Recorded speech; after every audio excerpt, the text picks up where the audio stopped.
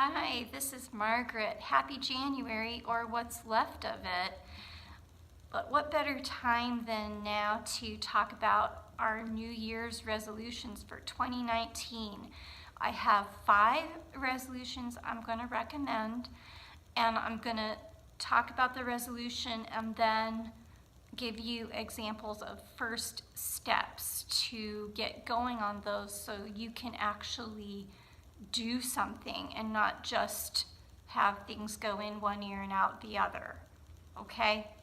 So the first resolution is quitting smoking or chewing or vaping or e-cigarettes, whatever it is. Tobacco has a lot of chemicals in it, plus nicotine, and all these products contain nicotine. The chemicals cause different kinds of cancer, and the nicotine contributes to diabetes, heart disease, stroke, high blood pressure, cholesterol, and highly addictive, terrible for you, leads to early death. So if you are thinking about quitting smoking, get serious about it. You can get help from your family doctor, so contact your doctor for an appointment so you can get some help. The second resolution is healthy diet. Having a healthy diet and normalizing your weight or getting close to an ideal weight is good for lowering risk of high blood pressure, heart disease, diabetes, even arthritis pain is improved. And there's lots of healthy diets out there. You can see what works for you. There are different support groups. And another thing that you can do just to jumpstart your diet is look at your sugary beverages. I'm talking everything from juice to lemonade to Kool-Aid to sweetened iced tea to soda or pop, however you call it. Those sugars are not doing you any good. And the third resolution I want to talk about is getting exercise, being active. What you want to shoot for is aerobic exercise. It gets your heart pumping, burns fat. Aerobic means that your body needs to use oxygen more to do the exercise. So your lungs are going good and your heart's pumping. So not only are you keeping your body moving, but you're keeping your internal organs moving. And good examples of aerobic exercise are walking,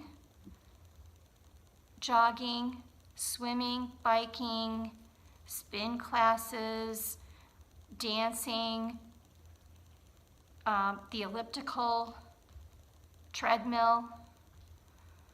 So it's easy to get started with this if you can just walk out your front door.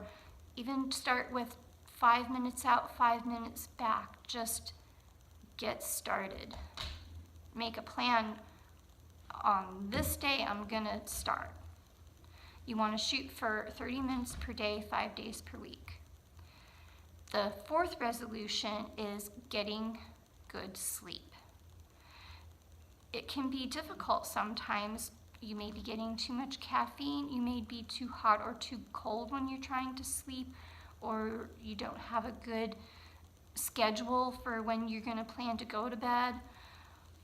The television on in the bedroom can keep you awake because that blue light coming from the television is activating and keeps you awake.